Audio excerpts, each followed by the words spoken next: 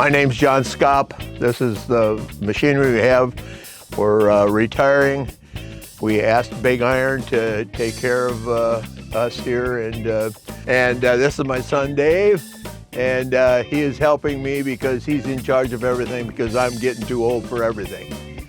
Other than that, well, isn't that about true, Dave? No. Dad's been farming for a long time. It's time to retire. 77, right? Yep.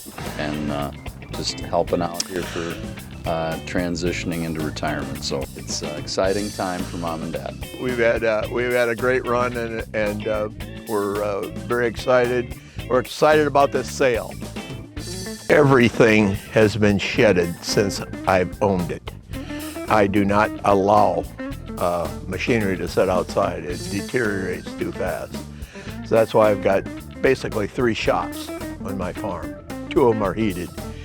And I keep everything inside, and I'm kind of a stickler about things being clean. I like clean equipment, and if there's anything wrong with my equipment, I fix it. I replace it. Whatever it is, whatever it takes. I do not want a problem when I go to the field.